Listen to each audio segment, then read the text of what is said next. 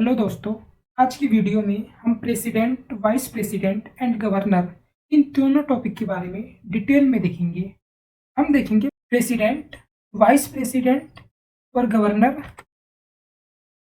के ओथ के बारे में कि इन तीनों को ओथ कौन दिलवाता है, ये बनने के लिए क्या क्वालिफिकेशन होनी चाहिए, इनका इलेक्शन कैसे होता है, इनका टेन्योर कितना रहता है, टेन्योर मतलब कार्यकाल इनका कितना रहता है, रेजिग्नेशन मतलब इस्तीफा अगर इन्हें देना हो तो किसे इस्तीफा देंगे, अपॉइंटमेंट कौन करता है इनका, और इन्हें रिमूव कैसे करा जा सकता है। तो चलिए शुरू करते हैं, इसे डिटेल में समझते हैं। तो ये पूरा चार्ट है। इस चार्ट के थ्रू हम समझेंगे कि प्रेसिडेंट, वाइस प्रेसिडेंट और गवर्नर इन तीनों के बारे में कि इन्हें ओथ क्वालिफिकेशन वगैरह कौन दिलवाता है। यहाँ पे एक साइड हम देख रहे हैं इस चार्ट में कि oath, qualification, election, tenure, resignation, appointment and removal दिया हुआ है। दूसरी साइड प्रेसिडेंट, वाइस प्रेसिडेंट और गवर्नर दिया हुआ है। आइए शुरू करते हैं। पहला है यहाँ पे प्रेसिडेंट। यहाँ पे प्रेसिडेंट है तो प्रेसिडेंट को ओथ कौन दिलवाता है? सीजेआई। सीजेआई मतलब chief justice of India president को ओथ दिलवाते हैं। तो वाइस प्रेसिडेंट को कौन दिलवाता है? तो वाइस प्रेसिडेंट को प्रेसिडेंट दिलवाता है ओथ। और गवर्नर को कौन ओथ दिलवाता है? तो गवर्नर को भी प्रेसिडेंट ओथ दिलवाता है। ठीक है। इसके बाद से देखते हैं क्वालिफिकेशन। पहला हमने ओथ देख लिया, अब दूसरा देखते हैं क्वालिफिकेशन। प्रेसिडेंट बनने के लिए किसी व्यक्ति के अंदर क्या क्वालिफिकेशन होनी चाहिए? ये 4 क्वालिफिकेशन अपने कॉन्स्टिट्यूशन में दी गई है प्रेसिडेंट बनने के लिए। पहला, सिटीजन, यानी अगर कोई व्यक्ति प्रेसिडेंट बनना चाहता है उसे भारत का नागरिक होना आवश्यक है। अगर कोई व्यक्ति सिटीजन नहीं है भारत का तो प्रेसिडेंट की पोस्ट के लिए एलिजिबल नहीं है। दूसरा कंडीशन है 35 ईयर एज, यानी अगर किसी व्यक्ति की एज 35 कंप्लीट हो गई है तो प्रेसिडेंट की पोस्ट के लिए एलिजिबल है।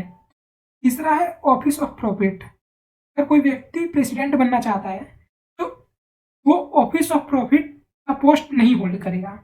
अगर कोई व्यक्ति ऑफिस ऑफ प्रॉफिट का पोस्ट होल्ड करके रखा है, ऑफिस ऑफ प्रॉफिट की पोस्ट पे है, तो वो प्रेसिडेंट बनने के लिए एलिजिबल नहीं है। और जो चौथा कंडीशन है प्रेसिडेंट बनने के लिए वो है लोकसभा एमपी, यानी अगर कोई व्यक्ति लोकसभा का एमपी बनने के लिए एलिजिबल है तो वो प्रेसिडेंट बनने के लिए भी एलिजिबल होगा। उसके बाद से देखते हैं, ये दूसरा प्रेसिडेंट का हमने देख लिया क्वालिफिकेशन। उसके बाद से देखते हैं वाइस प्रेसिडेंट का क्वालिफिकेशन क्या होता है।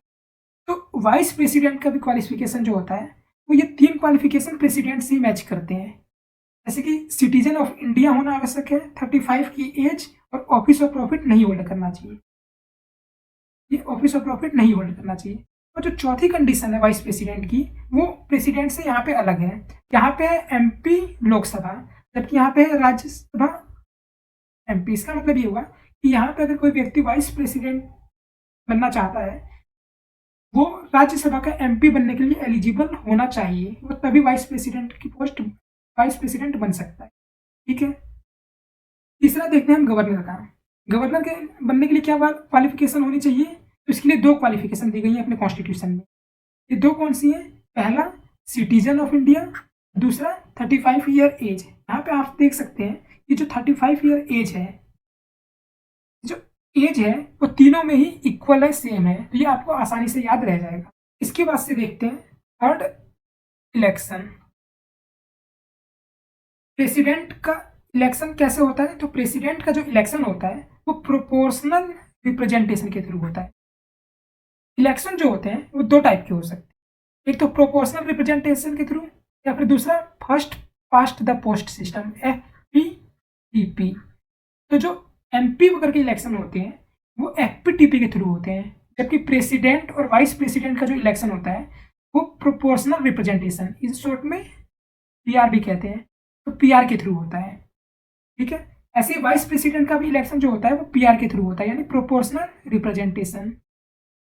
और जबकि गवर्नर का कोई इलेक्शन नहीं होता है। ठीक है। तो यहाँ पे गवर्नर का कोई इलेक्शन नहीं होता है। उसके बाद से हम देखते हैं फोर्थ पॉइंट, टेन्योर के बारे में, यानी इनका टर्म कितना होता है या इनका कार्यकाल कितना होता है। तो प्रेसिडेंट जो है, प्रेसिडेंट का कार्यकाल कितना होता है यहाँ पे? 5 साल। वाइस प्रेसिडेंट का कार्यकाल कितना होता है? तो वाइस प्रेसिडेंट का भी 5 साल होता है। और गवर्नर का कार्यकाल कितना है? तो गवर्नर का भी 5 साल होता है। यानी ये भी याद करना बहुत आसान है, इन तीनों के लिए ही या इन तीनों का टेन्योर जो है वो 5 साल होता है। तो ये भी आपको आसानी से याद रह जाएगा। अगला यहाँ पे देखते हैं रेजिग्नेशन, कि अगर प्रेसिडेंट, वाइस प्रेसिडेंट या गवर्नर अगर रेजिग्नेशन देना चाहते हैं या इस्तीफा देना चाहते हैं तो किसे देंगे। तो यहाँ पे प्रेसिडेंट है, अगर प्रेसिडेंट को रेजिग्नेशन करना है तो प्रेसिडेंट किसे रिजाइन करेंगे, तो वो है वाइस प्रेसिडेंट। यहाँ पे ओ ये गलती से हो गया है, ये ओ नहीं है यहाँ पे, वाइस प्रेसिडेंट। प्रेसिडेंट अगर इस्तीफा देना है तो किसे देंगे, वाइस प्रेसिडेंट को। और अगर वाइस प्रेसिडेंट को इस्तीफा देना है या रिजाइन करना है तो वो किसे देंगे, वो प्रेसिडेंट को देंगे। और अगर गवर्नर को यहाँ पे इस्तीफा देना है तो गवर्नर किसे देंगे, प्रेसिडेंट को देंगे। ठीक है, तो अगला देखते हैं अपॉइंटमेंट के बारे में। 6th पॉइंट जो है वो अपॉइंटमेंट के बारे में। तो प्रेसिडेंट का कोई अपॉइंटमेंट नहीं होता है, क्यों, क्योंकि इनका इलेक्शन होता है। इलेक्शन हमने देख लिया था पीआर के थ्रू होता है, इनका कोई अपॉइंटमेंट टेक्निकली नहीं होता है।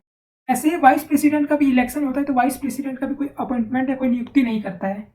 इनका भी जो इलेक्शन होता है वो पीआर के थ्रू होता है। ठीक है, अब जो गवर्नर है, गवर्नर का अपॉइंटमेंट करा जाता है, और गवर्नर को अपॉइंट कौन करता है, तो वो है प्रेसिडेंट। यहाँ पे ये ध्यान रखिएगा कि गवर्नर को अपॉइंट कौन करता है, वो प्रेसिडेंट करता है। कई बार ये पूछा भी जाता है। अब यहाँ पे जो लास्ट है वो 7th पॉइंट है, वो रिमूवल। जो प्रेसिडेंट है उन्हें कैसे रिमूव करा जा सकता है, तो उन्हें इम्पीचमेंट के थ्रू रिमूव करा जा सकता है। ठीक है, ऐसे ही वाइस प्रेसिडेंट को कैसे रिमूव करा जा सकता है, तो वाइस प्रेसिडेंट को रिमूव करने के लिए एक रिजोल्यूशन लाना पड़ेगा। अब उस रिजोल्यूशन को, अगर वो रिजोल्यूशन राज्यसभा में पास हो जाता है और अगर लोकसभा उस रिजोल्यूशन पे एग्री हो जाता है तो वाइस प्रेसिडेंट को रिमूव करा जा सकता है। ठीक है, एक बार और रिपीट कर देता हूँ, वाइस प्रेसिडेंट को रिमूव करने के लिए एक रिजोल्यूशन लाना पड़ेगा और ये रिजोल्यूशन राज्यसभा में आएगा। और राज्यसभा में अगर ये रिजोल्यूशन पास हो जाता है और लोकसभा अगर एग्री हो जाता है इस चीज से, तो वाइस प्रेसिडेंट को रिमूव कर दिया जाएगा। और लास्ट है गवर्नर। तो गवर्नर को रिमूव कौन कर सकता है, तो गवर्नर को रिमूव प्रेसिडेंट कर सकता है। यहाँ पे गवर्नर के बारे में एक चीज ध्यान देने वाली बात है कि गवर्नर को सिक्योरिटी ऑफ टेन्योर नहीं होता है, यानी प्रेसिडेंट जब चाहे गवर्नर को रिमूव कर सकता है। कॉन्स्टिट्यूशन में इसके लिए कोई सिक्योरिटी ऑफ टेन्योर नहीं दिया गया है।